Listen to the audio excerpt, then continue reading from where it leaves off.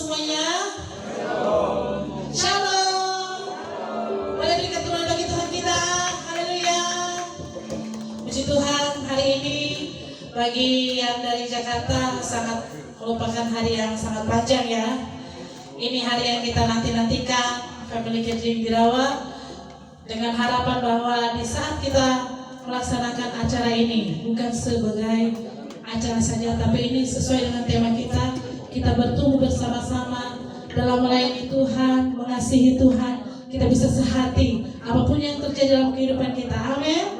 Tetap Tuhan Yesus nomor satu. Yes. Berikan jalan bagi Tuhan kita. Mari persiapkan seluruh hati dan pikiran kita untuk menyembah Tuhan. Sesudah kita semua bangkit berdiri dan kita akan berdoa. Terima kasih banyak Bapa di surga. Kami bersyukur buat kasih setiamu dalam hidup kami Tuhan. Kami bersyukur buat penyertaan dan perlindunganmu dalam hidup kami Bapa. Sehingga kami bisa ada sampai hari ini. Itu semua karena anugerahmu dalam hidup kami Tuhan. Mari Engkau mau layakan seluruh hidup kami. Sucikan hati dan pikiran kami, tubuh jiwa kami, dari ujung rambut sampai telapak kaki kami Tuhan. Basuh kami dengan darah-Mu Tuhan. Kami berdoa untuk tempat ini, biar Engkau menyucikan dan menguduskan setiap proses kehidupan iblis setan, roh serangan balik dalam bentuk apapun yang mencoba-coba menyerang kehidupan kami, maupun dari tempat ini atau di sekitar kami 500 meter dari tempat ini. Kami bersatu hati, kami tolong katakan hancurkan dalam nama Tuhan Yesus. Biarlah Roh Kudus yang bertahta bekerja dan memenuhi seluruh hidup kami Bapa. Terima kasih Tuhan, Engkau memproteksi seluruh hidup kami Bapa. Kami serahkan hidup kami dalam tangan-Mu Tuhan. Dan kami siap untuk menyembah-Mu Tuhan Yesus. Kami mau diam terus dalam hadirat-Mu Tuhan. Karena lebih baik satu hari di pelataran Tuhan daripada 1000 hari di tempat yang lain. Karena dalam pelataran-Mu Tuhan kami mendapat sukacita, damai sejahtera, jawaban yang daripada-Mu Bapa. Oh, yes. Kami bersyukur padamu, kami bersyukur padamu Bapa, kami bersyukur padamu Tuhan. Kami mau menaikkan syukur kami Tuhan, kami mau menaikkan setiap sembah kami hanya di hadirat-Mu Bapa. Yes, we worship you, Lord. You worship me, Lord. Hallelujah. You worship me.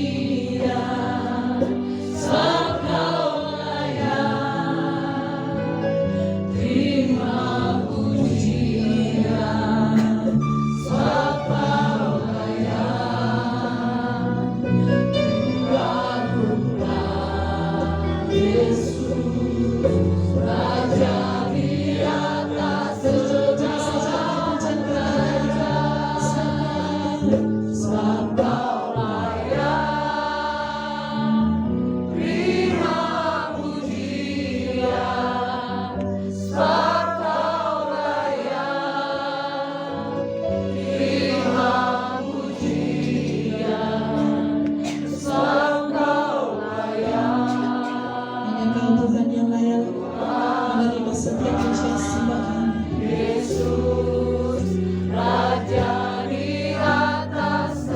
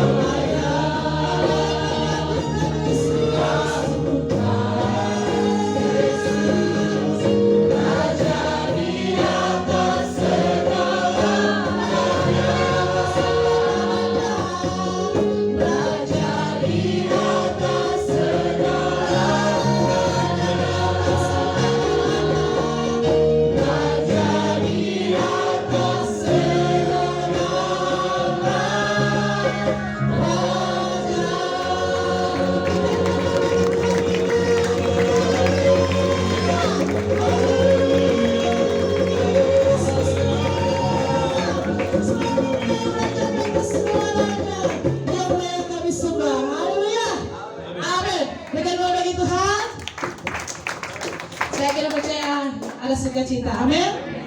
Sebelumnya boleh kasih salam kiri kanan, kasih senyum yang terbaik. Puji Tuhan, kita akan berdangdut buat Tuhan kita ya. Sebelumnya biasanya kalau di Pak Birawa kita selesai ibadah kita suka ada senang-senang sedikit. Dan saya yakin dan percaya kita di sini punya kerinduan untuk memuji Tuhan yang lebih lagi, amin. Jadi kita tidak boleh malu-malu untuk memuji Tuhan. Yang mau berikan yang terbaik buat Tuhan, boleh angkat tangan? Ya, berarti siap untuk berdangdut? Siap untuk berdangdut? Berikan yang terbaik, haleluya. Ayo kita puji Tuhan. Ayo, boleh berdiri. Haleluya. Oh betapa indahnya, oh betapa indahnya, yes. Dan betapa eloknya bila saudara seiman hidup dalam persatuan. Oh betapa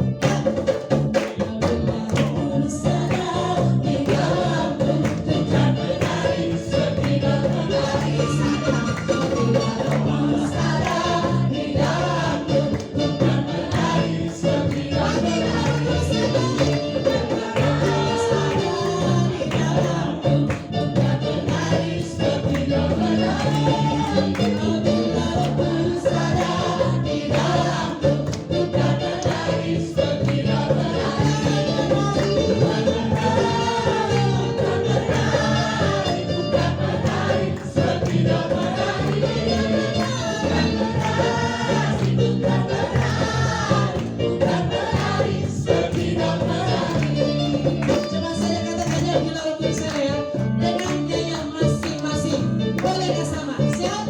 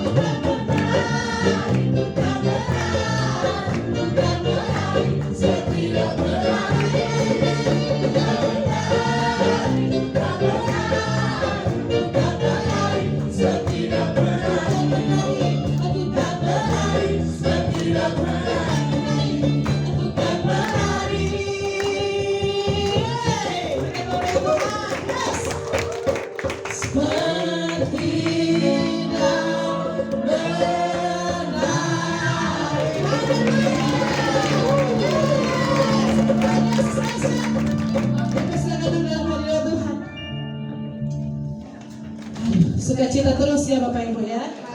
Amin. Puji Tuhan. Kita akan buka ruang kesaksian bagi Bapak Ibu yang mau menyaksikan kasih Tuhan.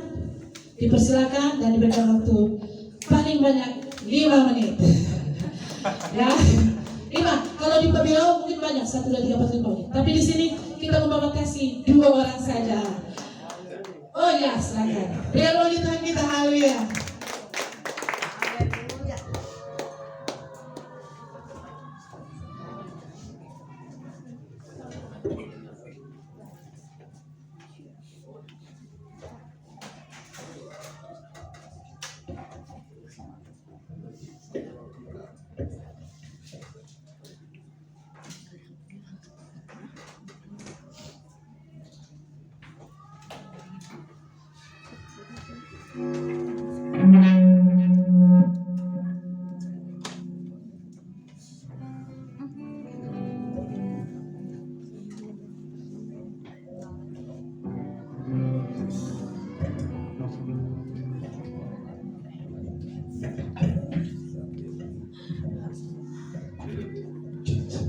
Shalom.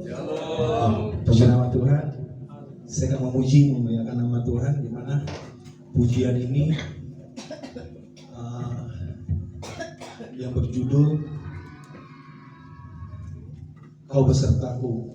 Di mana pujian ini dua tahun yang lalu Tuhan boleh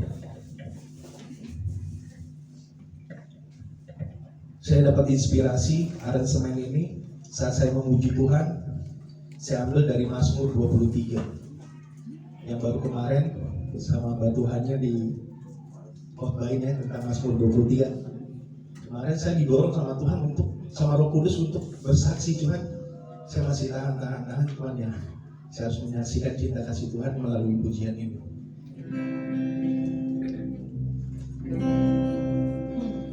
Kau besertaku,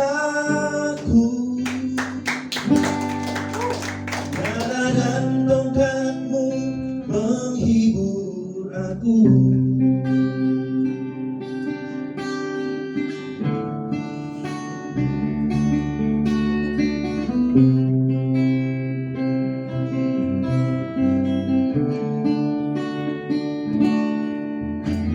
Tuhan, Kaulah gembalaku, takkan kekurangan aku.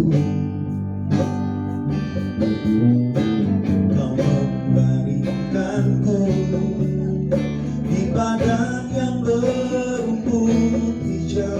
Kau membimbingku ke air yang tenang.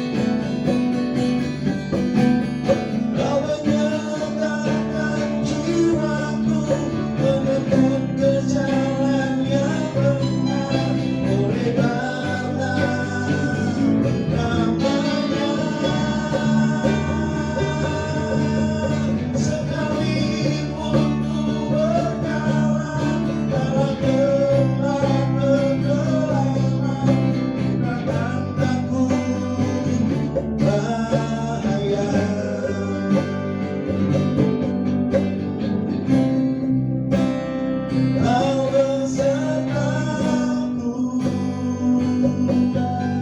gada dan tongkatmu menghibur aku.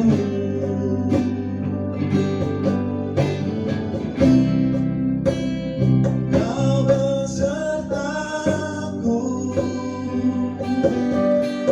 gada dan tongkatmu menghibur aku.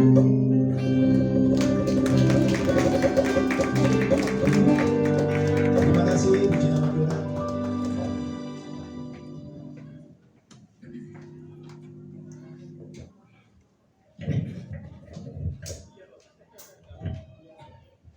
Puji Tuhan, kesaksian pujian yang luar biasa. Tuhan Yesus memberkati Pak Fernando.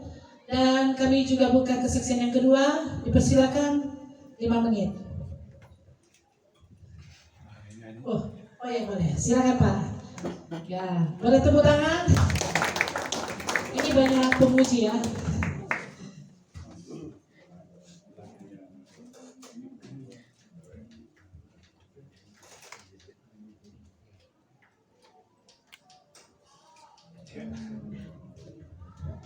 Salam Bapak Ibu, peganglah tanganku. Pujian yang saya nyanyikan ini kiranya boleh menjadi berkat bagi kita semua.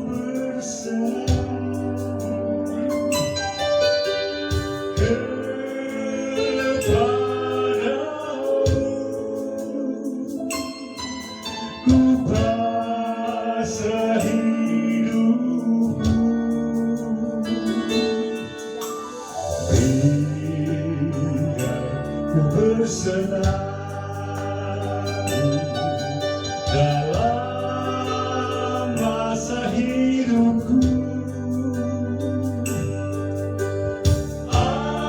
agar namamu terpuji kekal. Peganglah tanganku, oh peganglah, peganglah tanganku, oh peganglah tanganku.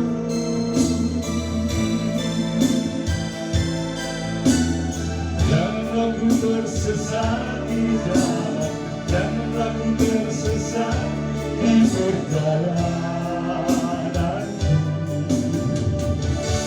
Oh Tuhan, pimpinlah aku, oh pimpinlah aku, oh pimpinlah hidupku. Oh Tuhan, pimpin hamba-Mu, janganlah ku tersesat di perjalananku.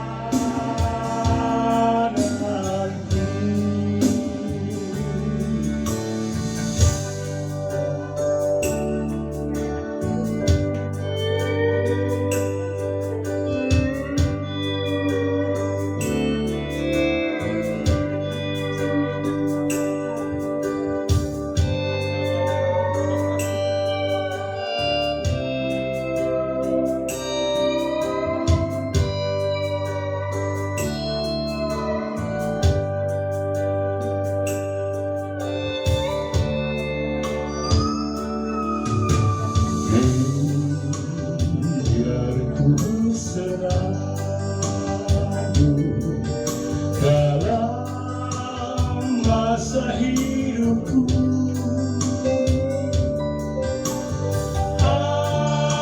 agar namamu terpuji kekal.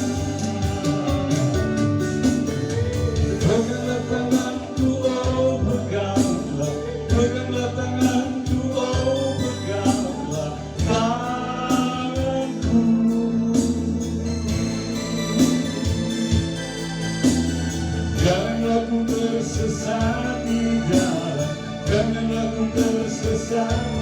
di perjalananku.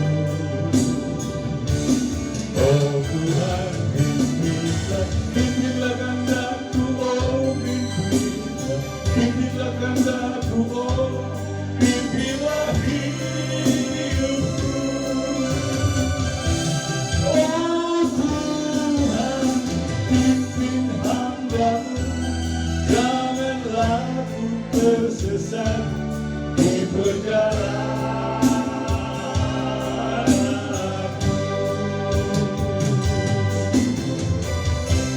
Oh Tuhan, pimpin hamba-Mu, janganlah ku tersesat di perjalananku.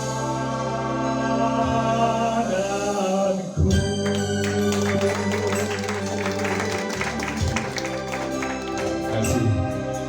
Lagu ini ada di YouTube. Kalau kamu buka YouTube, ketik nama saya Bobby Pandya. Keluar dari lagu. Haleluya. Puji Tuhan. Terima kasih untuk kesaksiannya Pak. Tuhan Yesus berkati. Dan kita akan masuk ke acara selanjutnya. Kita akan mempersiapkan diri untuk mendengarkan kebenaran firman Tuhan. Mari persiapkan seluruh hati dan pikiran kita. Biar Roh Kudus berbicara dalam hidup kita melalui hamba-Nya yang diurapi. Terima kasih Tuhan Yesus. Penyertaan-Mu sungguh luar biasa dalam hidup kami Tuhan. Kami siap untuk diberkati, dibekali, dibimbing dengan firman-Mu Tuhan Yesus. Terima kasih Tuhan.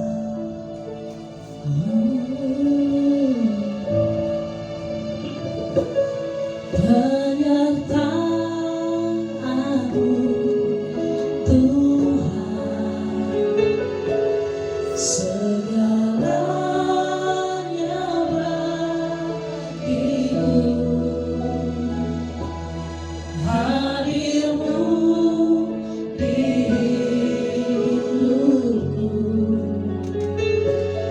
terutama bagiku.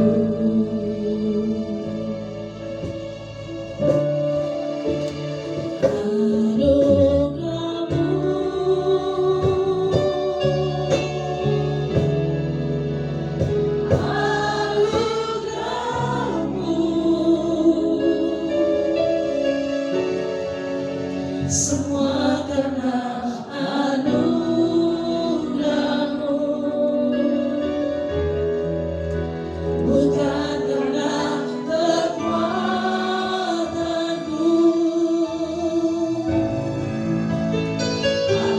Anugerah-Mu,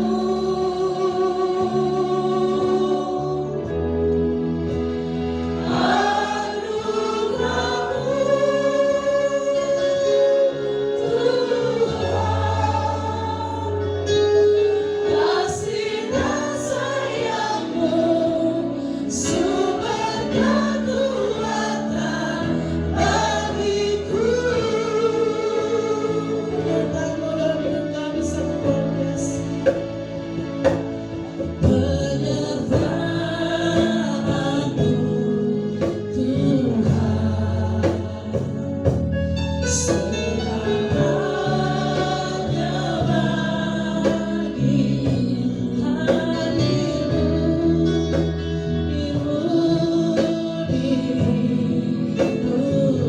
Terutama bagiku, kita akan penyertaan-Mu Tuhan, penyertaan-Mu Tuhan, segalanya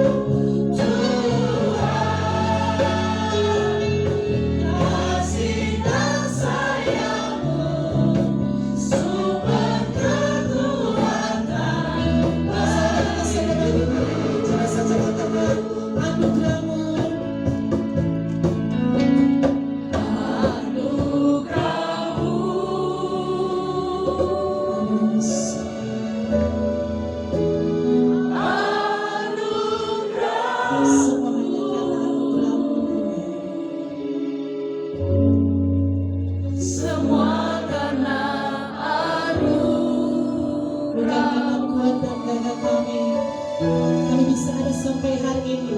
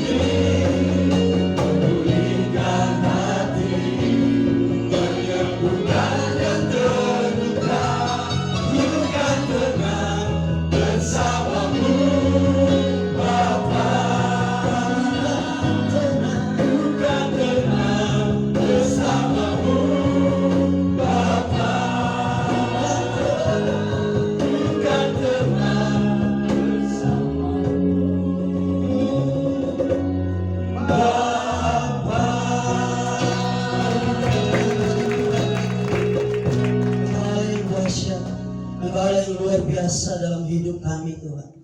Hati kami selalu tenang ketika kami berada di hadirat-Mu. Hati kami selalu damai ketika kami tahu bahwa kasih Tuhan melimpah-limpah dalam hidup kami. Terima kasih buat anugerah-Mu yang tiada habis dalam hidup kami Tuhan. Kami ada bukan karena kuat dan gagah kami, bukan hebat kami, semua karena kemurahan-Mu. Terima kasih buat anugerah terbesar ini Tuhan. Kami mau bersyukur, kami mau berterima kasih buat setiap hari, setiap kesempatan yang Tuhan beri bagi kami. Saatnya kami mau belajar firman-Mu Tuhan. Tuhan beri kami hikmat, pengertian, pewahyuan, sehingga kami dapat mengerti apa yang kami dengar dan kami dapat melakukannya dalam kehidupan kami. Dalam nama Yesus kami berdoa, haleluya, amin. Amin. Silakan duduk kembali saudara. Shalom. Sekali lagi shalom. Senang bisa kembali bertemu dengan saudara di lokasi yang berbeda. Dan saya percaya, saya lihat muka-muka yang penuh dengan sukacita. Biasanya kalau kita ibadah di tempatnya Bapak Birawa, di depan-depan itu ada makanan.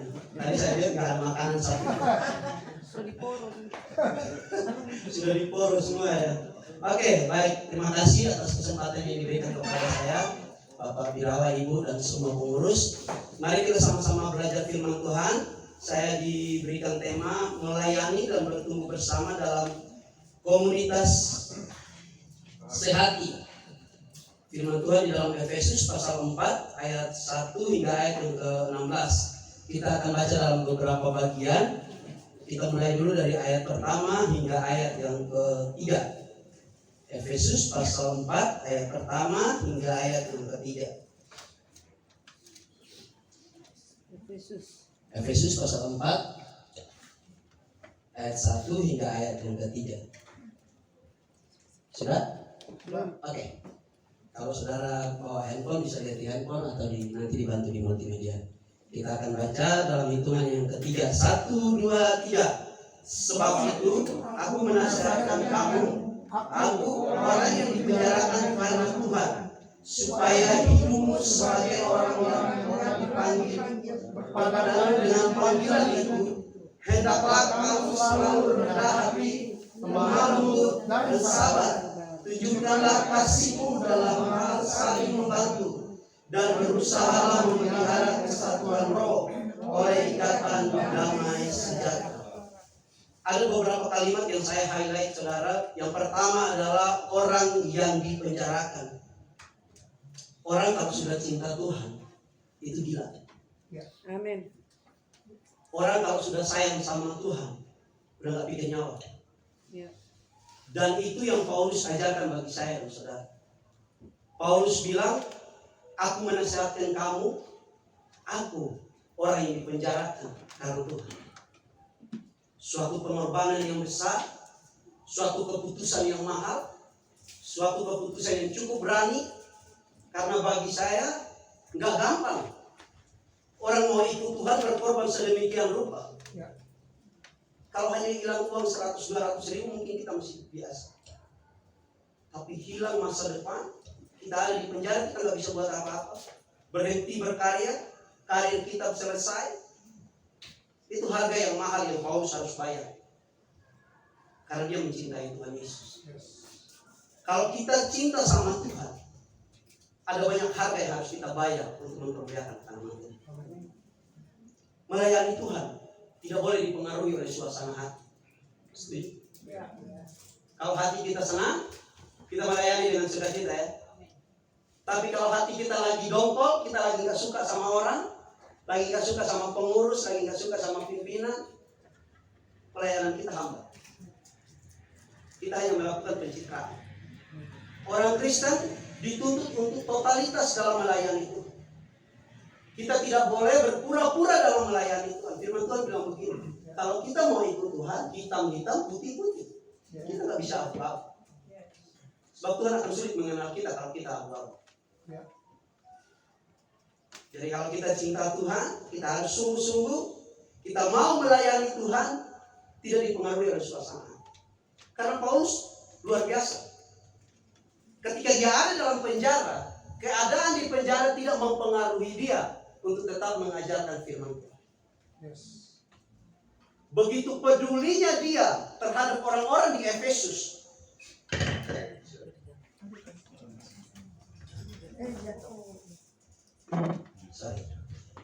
Begitu pedulinya Paulus dengan jiwa-jiwa yang ada di Efesus. Harusnya dia pikir dirinya dia, kalau dia ada dalam penjara. Kalau saya dipenjarakan, saya akan pikir bagaimana caranya saya keluar. Saya nggak mau mikir orang lain. Apalagi saya harus nulis kebenaran buat orang lain. Buang-buang waktu. Saya harus menghabiskan waktu. Bagaimana saya berkomunikasi dengan pengacara saya. Bagaimana saya cari uang untuk saya menghadapi sidang-sidang dan seterusnya. Saya harus menyelesaikan masalah saya. Tapi apakah Paulus melakukan itu? Enggak. Paulus tidak fokus pada masalahnya. Paulus lebih fokus kepada apa yang Tuhan mau dalam hidup. Saudara, kalau lihat kehidupan Paulus, dia orang yang sangat unik. Bunuh orang Kristen kurang apa, sakitin orang kurang apa. Tapi saudara lihat ketika dia pulih, dia dipilih kembali oleh Tuhan. Gila-gilaan dia melayani. Dia militan. Harusnya saudara, kita pun bersikap sama dengan Paulus. Dulunya kita yang orang berdosa. Dulunya kita yang tak kenal Tuhan. Ketika kita merasa sudah kenal Tuhan, kita sudah dipulihkan oleh Tuhan, kita harus totalitas dalam melayani itu. Amin. Kasih tepuk tangan buat Tuhan. Orang yang dipanggil Tuhan, orang kalau sudah dipanggil Tuhan, hidupnya harus seperti orang yang sudah bertobat sendiri. Karena ada banyak orang yang sudah dipanggil Tuhan, tapi hidupnya tidak seperti orang yang sudah bertobat. Terus saudara lihat orang seperti itu. Ada di tempat ini? Pakai baju warna apa? Baju kita sama semua ya. Terima kasih buat bajunya. Dia ada di tempat ini. Saya percaya bahwa saudara di tempat ini adalah orang-orang yang sudah berubah. Amin. Kita semua sudah berubah. Amin. Buat apa kita ikut Tuhan kalau kita nggak berubah? Kalau ikut Tuhan nggak berubah, nggak usah ikut Tuhan, Pak. Maaf. Buang-buang waktu. Harusnya kita ikut Tuhan, kita mengalami perubahan yang signifikan. Hidup yang lama, hidup yang dahulu hancur, harus berubah menjadi hidup yang baru, hidup yang mempermuliakan akan nama Tuhan. Harus. Mohon maaf ya, suara saya agak keras. Saya sudah beberapa kali ngomong saudara, sekali waktu saya pelayanan terus orang bilang, Pak kurangi suaranya. Saya coba 5 menit saudara pelan. 5 menit kemudian saya kembali ke setelan pabrik. Jadi kalau saudara nggak suka dengan suara keras, ya sudah terima saja. Untuk sementara waktu beberapa menit ke depan. Hari ini saya memberikan tema, hiduplah sesuai dengan panggilan Kristen. Hiduplah seperti orang Kristen. Hiduplah seperti orang yang dikehendaki oleh Tuhan Yesus. Sebab Paulus sudah memberikan keteladanan bagi saya dan saudara.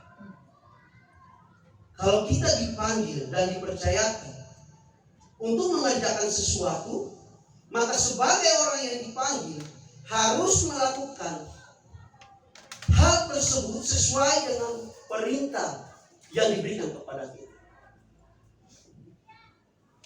Saya percaya bahwa saya dan saudara adalah orang-orang yang sudah dipanggil dan sudah dipilih oleh Tuhan. Amin. Cuman kadang-kala kita nggak sadar bahwa kita ini orang panggilan dan orang pilihan.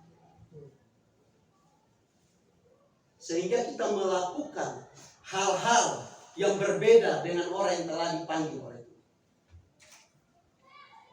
Harusnya kita hidup seperti orang yang dipanggil oleh Tuhan. Karena itulah hidup yang bermakna. Itulah hidup yang baik. Itulah hidup yang indah. Saya senang kalau dipakai sama Tuhan. Saya nggak tahu saudara, tapi saya juga berharap saudara senang dipakai oleh Tuhan. Karena ada banyak orang punya kerinduan melayani Tuhan, tapi dia terbatas. Terbatas oleh tubuh, terbatas oleh keuangan, terbatas oleh ruang dan waktu. Tapi sebenarnya punya kerinduan.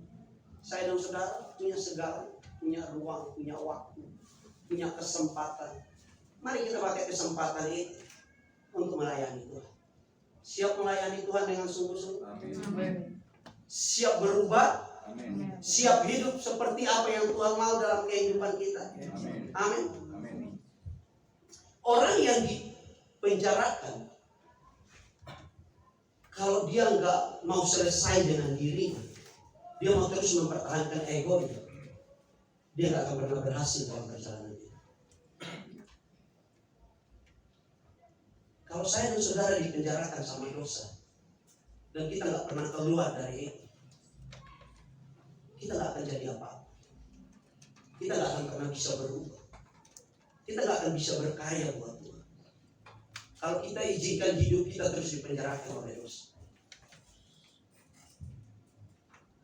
Mari kita belajar sungguh-sungguh supaya hidup kita berkenan di hadapan Tuhan. Saudara, saya sambil melayani Tuhan sebagai hamba Tuhan, saya juga sebagai salah satu guru agama di salah satu sekolah di Jakarta Barat. Saya di-hire sama kepala sekolah untuk menjadi guru agama. Kemudian ada datang guru cerita sama saya, Pak, tahu nggak guru matematika itu nggak benar. Saya bilang saya nggak tahu, karena dia nggak cerita. Kalau saya di-hire sebagai guru agama, buat apa saya ngurusin cerita ini? Nah, ini yang menjadi kegagalan kita. Kadang-kadang kita gagal dalam panggilan Tuhan, bukan karena kita nggak mampu, tapi kita lebih memilih mengurusi orang lain. Padahal orang ada susah juga dengan panggilan dia. Orang ada susah juga dengan tanggung jawab yang Tuhan kasih sama dia. Tapi kenapa kita manusia lebih tertarik ngurusin urusan orang daripada ngurusin urusan kita dengan Tuhan? Nah, ini PR-nya kita. Seringkali kita terjebak di sini. Kayaknya kalau mengurus urusan orang lebih keren. Nggak terlibat dalam cerita orang, kayaknya ada yang kurang. Kayaknya kita pengen sekali tahu apa yang orang alami. Pak, Bu, berhenti. Kita masih punya banyak urusan. Bapak Ibu yang sudah berkeluarga masih punya banyak urusan dengan keluarga, dengan pekerjaan, dengan tanggung jawab. Uruslah tanggung jawab, uruslah keluarga, uruslah pelayanan, uruslah pekerjaan yang sudah Tuhan percayakan. Berhenti urus orang lain. Karena kalau kita urus orang lain, kemudian orang lain menyakiti kita, nah, akhirnya kita sakit hati, akhirnya kita benci, akhirnya kita dengki. Jadi penyakit buat kita sendiri. Rasul Paulus mengingatkan kita bahwa kita dipanggil Tuhan untuk menjadi orang yang rendah hati. Kita dipanggil Tuhan untuk menjadi orang yang lemah lembut. Dan kita dipanggil Tuhan, ini penting, untuk saling membantu. Nggak cukup rendah hati,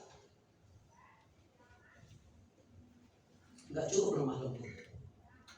Kita harus saling membantu. Dan itu Paulus tunjukkan. Bagaimana dia membantu jemaat di Efesus supaya mereka tidak kembali ke kehidupan mereka yang dulu. Firman Tuhan bilang mereka yang dahulu bukan orang pilihan. Bahkan mereka tidak masuk dalam kategori keturunan Israel. Karena apa? Mereka dihidupi oleh dosa. Dan Paulus peduli terhadap orang-orang yang demikian. Seberapa peduli kita terhadap orang? Seberapa peduli kita terhadap keluarga kita? Seberapa peduli kita terhadap istri, anak, suami kita? Seberapa peduli kita terhadap sahabat kita? Seberapa peduli kita terhadap orang-orang yang ada di komunitas dirawat? Seberapa peduli kita terhadap orang-orang yang ada di sekitar kita? Kadang-kadang kita jago puji Tuhan, tapi kita gagal peduli terhadap orang lain. Harusnya kita jago memuji Tuhan, kita rendah hati, kita lemah lembut, dan kita bisa peduli terhadap orang lain. Karena itu yang terpenting dalam hidup ini. Saling membantu itu penting. Saling menolong itu penting. Yesus sekali waktu menyembuhkan seorang yang lumpuh. Dan orang yang lumpuh ini karena dia lumpuh, dia tidak bisa berjalan ke lokasi di mana Yesus berada. Lokasinya namanya Kapernaum. Dan orang lumpuh ini hanya akan sampai di Kapernaum ketika dia dibantu oleh 4 orang yang menggotong. Dan saudara tahu, ketika mereka sampai di lokasi, ternyata orang penuh. Firman Tuhan bilang begini, bahkan di depan pintu, di luar pintu tidak ada tempat. Kalau saudara yang jadi 4 orang itu, saudara apakan orang lumpuh ini? Bawa pulang, berarti ibu gak ikhlas. Mendingan gak usah tolong. Orang 4 orang ini gak berhenti. Mereka berjuang. Mereka memilih naik ke atap, buka atap, dan turunin orang lumpuh ini. Saudara tahu kenapa Yesus sembuhkan orang lumpuh ini? Bukan karena orang lumpuh ini. Karena 4 orang itu. Iman 4 orang. Ini Yesus seolah-olah lupa di orang lupa. Seolah-olah Yesus tidak peduli terhadap orang sakit ini. Kadang-kadang kita bantu orang, kita udah mikir duluan, saya dapat apa? Saya untung apa? Pak, Bu, ingat, kita tolong orang yang ditolong, diberkati Tuhan, kita pun mendapat respect dan apresiasi daripada Tuhan. Jangan hitung-hitung kalau mau bantu orang. Kalau memang Tuhan kasih saudara kemampuan bantu orang, dia sudah bantu orang. Nggak usah itu. Karena Tuhan bisa pilih orang lain untuk bantu orang itu. Nah kalau Tuhan pilih kita, artinya Tuhan juga menyediakan supaya kita bisa pakai bantu orang. Sekali waktu Abraham dan Ishak ada di satu gunung, gunungnya namanya Gunung Moria, di mana Ishak harus dipersembahkan sebagai korban bakar. Abraham bilang begini sama Ishak, "Nak, kamu tunggu, nanti Allah yang akan menyediakan apa yang Allah butuhkan." Dan akhirnya Ishak gak jadi korban bakar. Allah menyediakan kambing domba untuk korban bakar bagi Allah. Jadi hari ini kalau kita mau bantu orang, kalau itu tulus, kalau hati kita tulus, nggak ada embel-embel lain, saya percaya begini saudara, Tuhan akan kasih saudara kemampuan, Tuhan akan menyediakan segala hal untuk saudara bisa bantu orang. Amin. Jadi jangan pernah takut bantu orang saudara. Hal ini menjadi penting saudara bagi Paulus sehingga ia mengingatkan mereka tentang mereka yang dahulunya belum kenal. Paulus bilang sama orang-orang di Efesus, hidupmu dahulu tidak boleh sama dengan hidupmu yang sekarang. Hidupmu sekarang harus penuh dengan kerendahan. Hidupmu yang sekarang harus penuh dengan kelemah lembut. Dan hidupmu yang sekarang harus ibah, harus peduli dengan orang-orang yang ada di sekitar. Nggak harus orang yang susah. Orang yang nggak bertumbuh secara rohani pun kalau saudara tahu, saudara harus peduli terhadap mereka. Kadang-kadang orang nggak butuh duit. Sebagai orang tua, bapak ibu yang mungkin punya anak di sini, kadang-kadang nggak butuh uang anak kan, hanya butuh anak tanya kabar betul. Anak nanya kabar, Bu, Ma, Pak, apa kabar? Ayo saudara udah senang. Dikasih duit belum tentu saudara senang. Tapi kalau anak peduli terhadap orang tua, saya pastikan orang tua siapapun pasti senang. Saya kemarin beberapa waktu lalu papa saya kena stroke dan bagian tubuh sebelah kiri mati total. Papa saya mengembalakan jemaat di Rote, di Pulau Rote, dan akhirnya dia berhenti cukup lama dan dibantu sama ibu saya. Saya telepon papa saya. Saya bilang saya bisa bantu apa? Kalau uang saya terbatas. Tapi saya bisa bantu apa? Saya nggak mau uang sama papa. Tapi saya bilang saya bisa bantu apa? Papa saya menangis dan dia cuma bilang begini, doain papa. Kalau memang Tuhan kasih papa hidup, papa mau terus berkarya. Dari situ saya belajar begini, ternyata doa lebih penting daripada uang yang saya bisa kasih ke papa saya. Kadang-kadang perhatian kita terhadap orang-orang yang ada di sekitar kita cukup buat dia daripada saudara kasih doa. Saudara kasih waktu saudara 10-20 menit, kayaknya cukup buat dia daripada saudara kasih dia barang-barang yang berat. Kadang-kadang dia gak butuh waktu, dia hanya butuh perhatian, dia hanya butuh support, dia hanya butuh doa dari saudara. Tema kita ini berbicara tentang kesatuan, melayani dan bertumbuh bersama. Saudara harus bisa buktikan ini. Ini tema yang sangat baik, unity. Ini tema yang sangat mahal. Hari-hari ini banyak gereja kelihatannya bagus, tapi di dalam hancur, hilang persatuan. Hari-hari ini keluarga kelihatannya baik, tapi di dalam berantakan. Hari-hari ini komunitas kelihatannya oke, asik, tapi kalau mau diselidiki, di dalamnya banyak benturan. Unity harus kita hidupi. Masalah boleh ada, perbedaan pendapat boleh ada, tapi kita nggak boleh membenci satu dengan yang lain.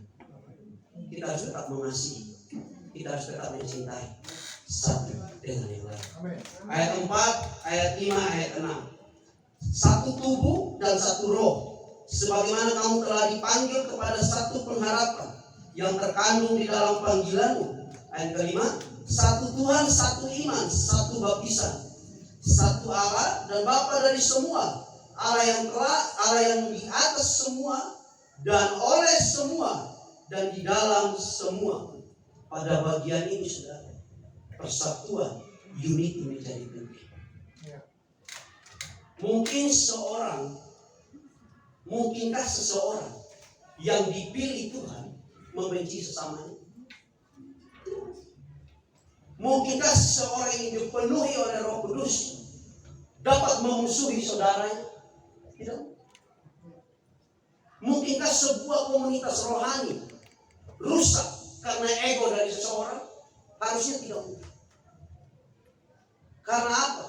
Fokus kita itu kepada Tuhan, bukan kepada orang-orang yang ada di sekitar kita. Pak, kalau saudara mau cari disenangi, nggak ada orang yang disenangi saudara secara total. Suami pun belum tentu bisa menyenangi istri selamanya. Saya sudah menikah, saudara. Saya baru punya anak dan anak saya Senin besok baru 1 bulan. Saya dengan istri yang baru menikah, ya orang bilang baru seumur jagung, kita sering berbeda pendapat. Masih manusia. Saya nggak bisa menyenangkan istri saya secara totalitas. Istri saya nggak bisa menyenangkan saya secara totalitas sesuai dengan yang saya mau. Lalu apakah saya harus menceraikannya? Enggak. Apakah saya harus memukulnya? Apakah dia harus membenci saya sebagai suaminya? Enggak.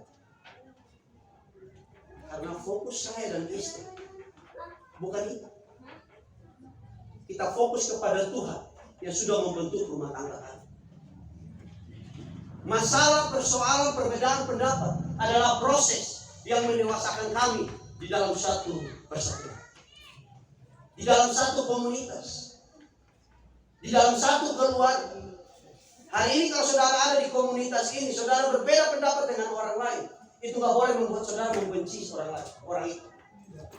Justru saudara harus belajar semakin dewasa supaya orang lain bisa belajar dari kehidupan saudara menang.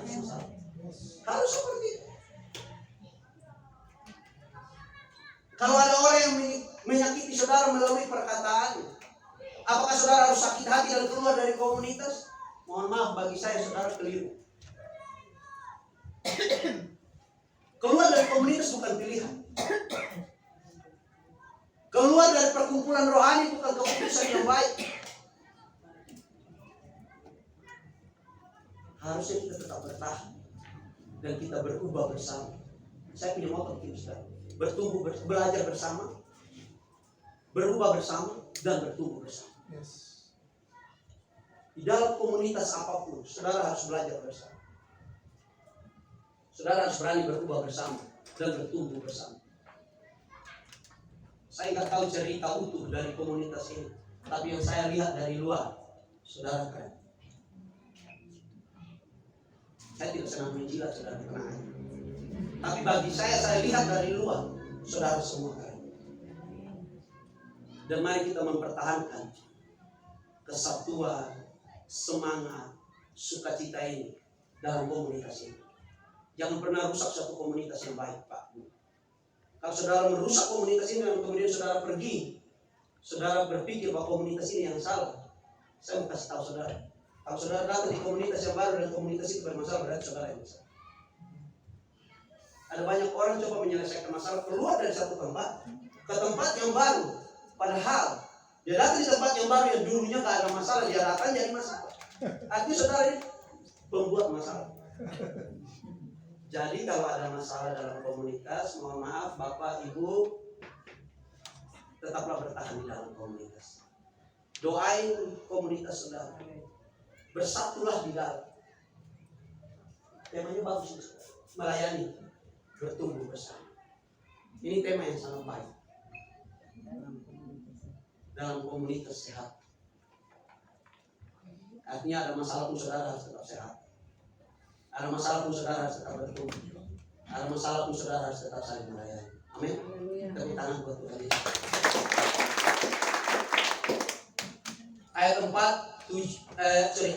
Ayat 7 ayat 8 sampai ayat yang ke-12.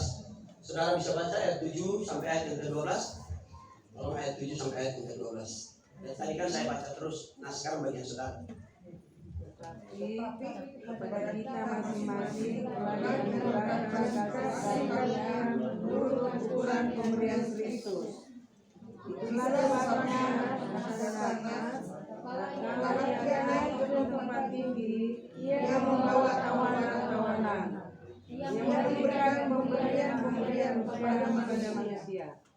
Bukankah dia telah naik, berarti bahwa dia juga terturun ke bagian bumi yang paling bawah. Ia yang terturun, ia juga yang akan naik jauh lebih tinggi daripada semua langit untuk menemukan segala sesuatu. Dan dialah yang memberikan baik rasul-rasul maupun nabi-nabi, baik pemberita-pemberita Injil maupun gembala-gembala dan pengajar-pengajar, untuk memperlengkapi orang-orang kudus bagi pekerjaan pelayanan, bagi pembangunan tubuh Kristus. Amin. Pada bagian ini saudara, Paulus menekankan kepada kita bahwa Allah telah memberikan kepada kita semua karunia-Nya masing-masing. Maksudnya begini, biar saudara gak gampang iri dengan orang lain. Kok kamu bisa bahasa roh, saya enggak? Kok kamu kaya, saya enggak ya? Kamu hebat ya? Orang kaya kok saudara yang repot? Kok kamu bisa naik jabatan, saya enggak ya? Kalau orang mau naik jabatan, mau turun jabatan, kan bukan urusan dia. Kan orang yang memberi jabatan buat dia, betul? Institusi yang kasih jabatan itu hak-hak dia. Kenapa kita yang repot? Persoalan kita hari ini, kayaknya risih kalau ada orang yang berubah, risih kalau ada orang yang diberkati sama Tuhan. Kenapa sih hidup kita harus begini? Pak, Bu, bisa bantu jawab? Kenapa kita harus begini? Kenapa kita nggak bersyukur bahwa ada orang yang diberkati Tuhan dengan luar biasa? Kenapa kita nggak mau bersyukur bahwa ada orang yang dipromosikan Tuhan makin naik dan tidak turun? Kenapa kita nggak pernah mau ikut bersyukur bahwa ada keluarga yang utuh, meskipun dia pernah bermasalah tapi dia nggak sampai cerai? Kenapa sih kita nggak mau ikut bersyukur dengan orang yang sedang mengalami sukacita? Kenapa kita harus membenci? Kenapa kita harus iri dengan berkat orang? Paulus bilang begini di ayat yang ke-7. Semua dikasih karunia-Nya masing-masing. Kalau saudara dikasih Tuhan karunia menikmati kekayaan ekonomi, silakan nikmati. Kalau Tuhan kasih saudara kepercayaan untuk menikmati jabatan yang bagus, silakan nikmati itu. Kalau Tuhan kasih kesempatan saudara punya keluarga yang utuh, silakan nikmati keluarga itu. Tapi ingat ini baik-baik. Harus tetap tahu bersyukur kepada Tuhan. Amin. Kadang-kala orang dulu belum punya apa-apa, hidup rendah. Lihat depan orang sok. Kalau kita di timur itu Pak, Bu, lihat depan orang tua lagi ngobrol, kita harus begini. Kalau kamu kurang tunduk kayaknya nggak sok. Betul ya Pak, Bu? Ya. Nah, dulu waktu susah, kayak itu tunduk keren. Diberkati Tuhan. Kayaknya kalau orang siapa pun nggak mau jawab. Ada orang begitu begitu di sini. Nggak ada ya. Kayaknya kita semua orang-orang baik. Amin. Amin. jangan pernah lupa bersyukur kalau Tuhan kasih kita satu kepercayaan yang baik. Dan jangan pernah iri terhadap keberhasilan orang lain. Jangan iri terhadap pencapaian orang. Itu urusan Tuhan dengan dia. Kalaupun dia dapat pencapaian-pencapaian itu dengan cara yang tidak benar, itu termasuk urusan Tuhan dengan dia, bukan urusan dia. Siapa kita sehingga kita menghakimi berkat orang lain? Kita bukan pemberi berkat, kita hanya menerima berkat. Setuju? Kita hanya menerima, kita bukan pemberi. Pemberinya adalah Tuhan Yesus Kristus yang saya dan saudara semua. Kalau saudara mau menjadi orang yang menerima berkat, minta sama Tuhan. Firman Tuhan bilang begini, cari kamu dapat, ketok maka pintu dibukakan, minta Tuhan pasti kasih. Kalau itu sesuai dengan kehendak Tuhan. Nah, orang kan berhenti diminta dan Tuhan kasih, dia nggak mau sampai sesuai dengan kehendak Tuhan. Harusnya semua sesuai dengan kehendak Tuhan. Ya, jangan pernah iri. Lihat kiri kananmu dan bilang jangan iri dengan berkat orang lain. Ayat 11 dan ayat 12, saudara. Nah, bos, hati-hati dengan ini, saudara. Saudara pernah dengar sombong rohani? Ada orang yang tanya kalau dia suara bagus, dia bilang begini, kalau nggak ada saya, ibadah nggak mungkin. Ada orang kalau punya power, dia bilang kalau nggak ada saya, nggak mungkin. Bos, semua karena Tuhan. Kita itu hanya alat yang Tuhan pakai. Jadi jangan bangga dengan itu. Ada banyak orang bangga karena dia bisa mengendalikan sesuatu. Ada banyak orang bangga kalau dia bisa mengerjakan ini, mengerjakan itu. Boleh tidak kita bersyukur? Boleh tidak kita senang? Boleh. Tapi yang tidak boleh, kita mencuri kemuliaan Tuhan di balik semua yang Tuhan percayakan. Keempat orang yang mengangkat orang lumpuh, kalau saudara baca kitab itu sampai pada ayat terakhir. Setelah mereka menurunkan orang lumpuh ini, selesai cerita mereka. Alkitab tidak menceritakan 4 orang ini di mana. Yang saya tangkap begini, saudara. Mereka lebih memilih duduk bergabung bersama dengan orang-orang yang mendengar Yesus mengajar, karena mereka tidak mau mencuri kemuliaan. Itu sikap yang saya dan saudara harus punya. Bahwa kita mau mengambil bagian untuk tidak mencuri kemuliaan Tuhan dalam kehidupan kita, dalam semua pencapaian yang Tuhan percayakan bagi saya dan saudara. Hati-hati sombong rohani. Sekali waktu Yesus lewat di Yerusalem dan orang-orang mengeluh-elukan dia, murid-muridnya mengeluh-elukan dia, kemudian orang-orang Farisi bilang begini, suruh mereka diam. Yesus bilang begini sama mereka, kalau mereka diam, batu-batu ini saya suruh bicara. Artinya begini, saudara. Kalau saudara merasa hebat, Tuhan bisa ganti pemain. Berarti maksudnya? Kalau kita merasa inti, Tuhan bisa jadikan kita pemain cadangan. Kalau kita merasa yang paling berpengaruh, Tuhan bisa pakai orang lain yang lebih berpengaruh dari saudara. Yesus bilang sama orang-orang ahli Farisi dan ahli Taurat, kalau kamu suruh mereka ini, saya suruh batu di sana. Kalau kita tak mau melayani karena kita tersinggung, Tuhan pilih orang lain melayani. Kalau kita tak mau datang karena kita tersinggung, Tuhan pilih orang lain datang isi posisi saudara. Jangan pernah main-main dengan Tuhan, Pak. Ingat, semua yang kita alami hari ini itu hanya pemberian yang Tuhan berikan bagi saya. Bersyukurlah atas semua yang Tuhan percayakan bagi saya. Ayat 13, 14, 15, 16 dan yang terakhir selesai. Ayat 13, ayat 13, saya ayat 13, 14, saudara ayat 15 dan 16. Mulai dari saya, sampai kita semua telah mencapai kesatuan iman dan pengetahuan yang benar tentang anak Allah, kedewasaan penuh dan tingkat pertumbuhan yang sesuai dengan kepenuhan Kristus. Ayat 14, sehingga kita bukan lagi anak-anak yang diombang-ambingkan oleh rupa-rupa angin pengajaran, oleh permainan palsu manusia dan kelicikan mereka yang menyesatkan. Ayat 15, 16. Tetapi jangan berpegang kepada kebenaran di dalam kasih kita bertumbuh di dalam segala arah dia. Kristus adalah kepala.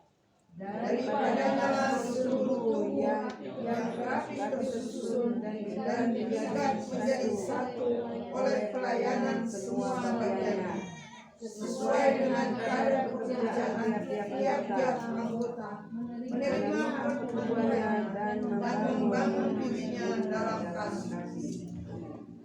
Saya ingin mengakhiri dengan begini, saudara. Pernah nggak saudara bertanya, kenapa Tuhan menghendaki kita bersama? Kenapa?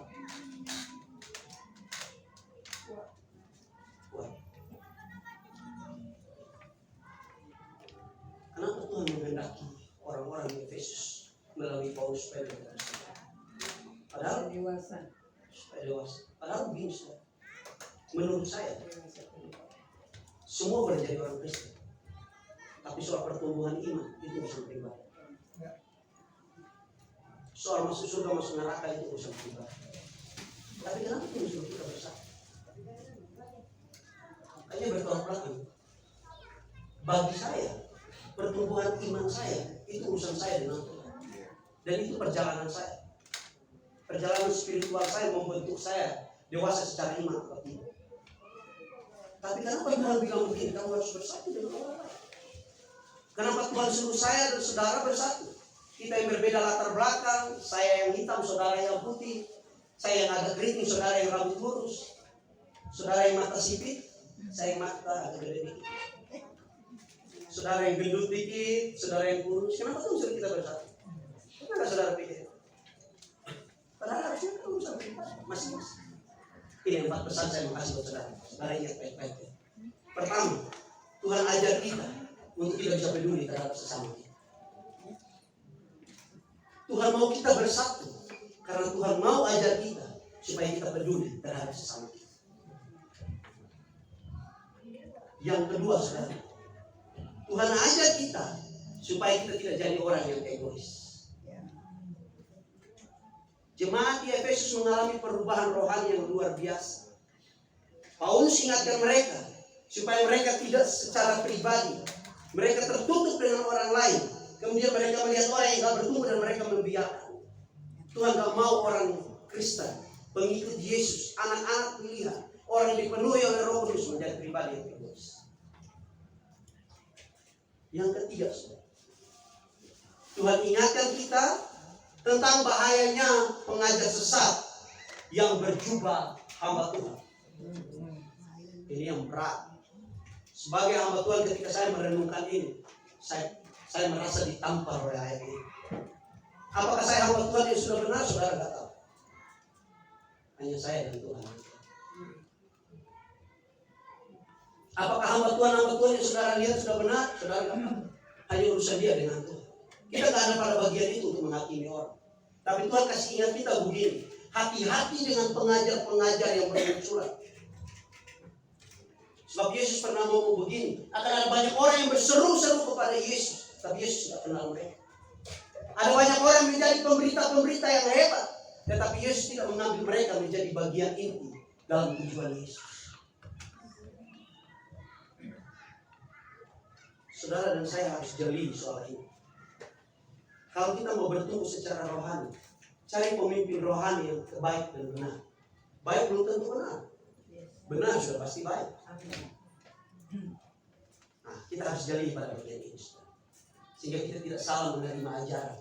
Saya nggak bilang saya paling benar dan saudara yang salah. Enggak. Saya nggak bilang saya paling benar dan hamba Tuhan ini yang salah. Enggak. Dan saya mau bilang begini, kita harus hidup berdasarkan firman Tuhan yang benar. Amin.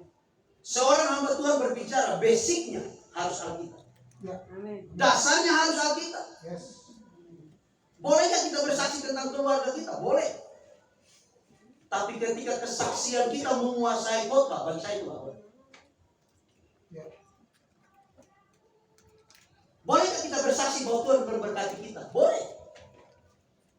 Tapi ketika kesaksian kita seolah-olah kita yang bisa dan bukan Tuhan, tidak boleh. Saudara mengerti maksudnya? Yang terakhir, saudara, yang keempat, Tuhan mau kita semua, ini penting, selamat dan tidak ada yang binasa. Amin. Ikut Tuhan harus sampai pada level selamat. Kita harus sampai pada garis finishing line. Kita harus sampai pada apa yang Tuhan mau dalam hidup saya. Kalau Tuhan mau kita hidup dalam surganya Tuhan, mari kita sampai pada bagian ini. Berusahalah saudara. Dunia tidak sedang baik-baik saja. Kita akan dihadapi dengan banyak hal. Kita akan dihadapi dengan banyak persoalan. Tapi ingat ini, Tuhan Yesus tidak pernah meninggalkan saya dan saudara. Amin. Kita punya Tuhan yang peduli, cinta dan sayang sama kita. Saya minta worship leader dan singer bantu saya. Kita mau nyanyikan satu pujian. Saya undang kita bangkit berdiri, kita mau nyanyi satu pujian. Roh Kudus kau hadir di sini.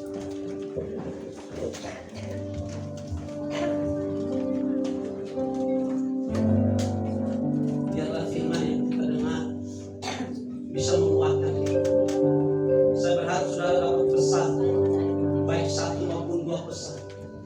Dan biarlah pesan ini yang membuat kita semakin kuat dalam persatuan komunitas. Kita bertumbuh bersama dalam komunitas Miracle, menjadi dewasa. Kita tidak hanya dewasa secara usia, tapi kita dewasa secara kerohanian. Kita mau bersatu. Roh Kudus, kau hadir di sini. Roh Kudus, ku mengasihimu. Kau lembut, kau manis, kau penghibur, menolongku di utus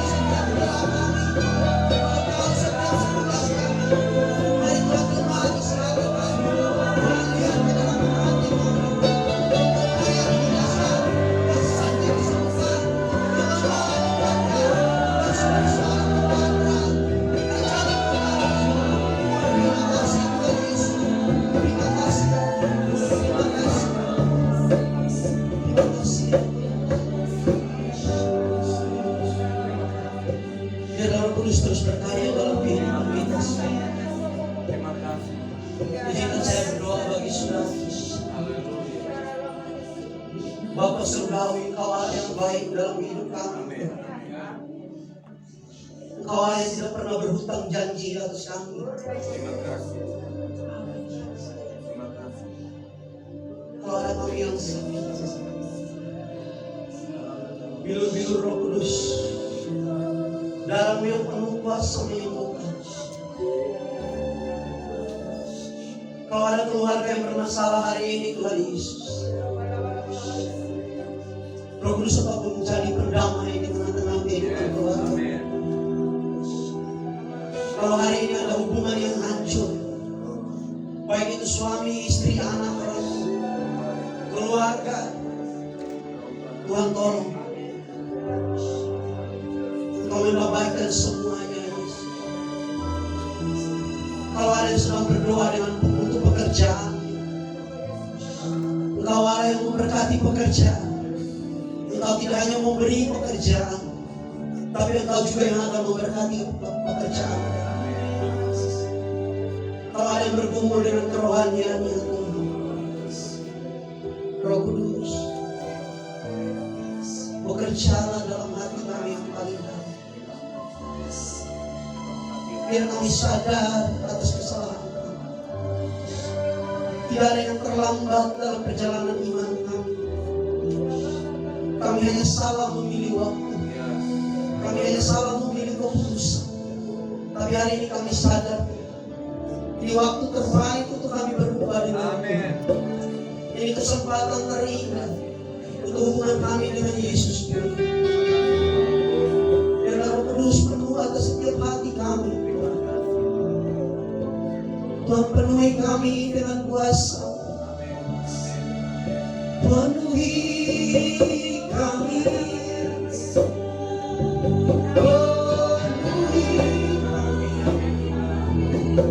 Yesus,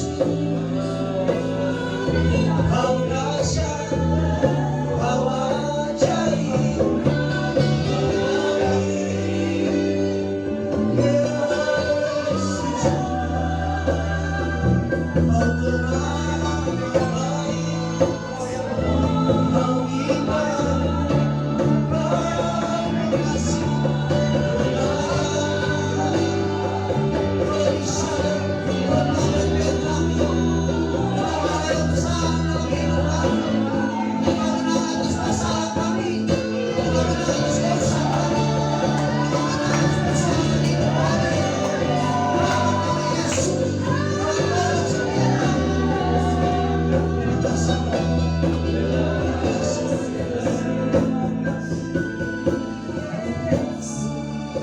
Dengan segala hormat saya mohon izin berdoa untuk Bapak Ibu Birawat dan Ibu. Haleluya. Allah yang Bapak yang kasih, Tuhan terus memberkati hamba Bapak Birawat dan Ibu. Kau tahu semua apa yang mereka doakan. Pakai hidup mereka menjadi alat. Terima kasih buat tanggung jawab yang Tuhan titipkan bagi mereka. Roh Kudus berkati hidup mereka. Kau berdoa secara khusus bagi Bapak Birawat sebagai pemimpin untuk menjadi teladan, menjadi terang bagi banyak orang. Tuhan promosimu tidak berhenti dalam kehidupan hamba. Tuhan Kau terus menaikkan tidak. Ketika ada orang yang berniat jahat menjatuhkan, kami punya Tuhan yang tangannya terlalu kuat untuk menahan semakin naik. Bila pernah turun, Tuhan tidak pernah gagal di dalam hidup. Tuhan merencanakan yang indah. Kami percaya Tuhan baik dalam hidup kami. Kami juga berdoa bagi iman dan Tuhan terus berkati. Menjadi penantu penuh, menjadi tiang doa. Terima kasih menjadi ibu bagi komunitas ini. Tuhan sayang, Tuhan mencintai kehidupan mereka. Terima kasih. Berkati semua umat Tuhan yang hadir hari ini. Hamba terbatas dalam ruang dan waktu. Hamba terbatas dalam pengetahuan untuk mengajari firman. Tapi Roh Kudus, biar setiap kesan yang sudah keluar dari mulut Engkau memulihkan kekuatan kami semua. Terima kasih. Dalam nama Yesus kami berdoa, haleluya. Amin. Selamat duduk kembali. Saya kembali.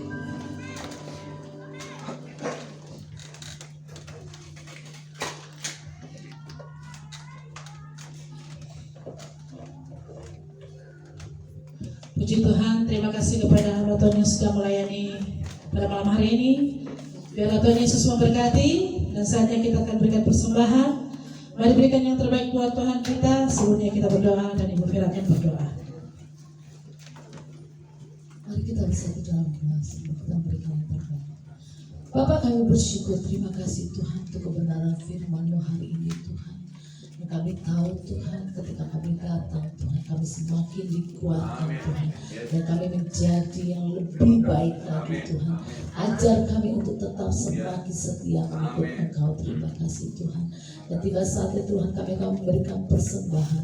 Kami memberikan apa yang menjadi milik kami. Kami tahu Tuhan, Kau tidak melihat nominal, tapi Kau melihat hati yang mau memberi Tuhan.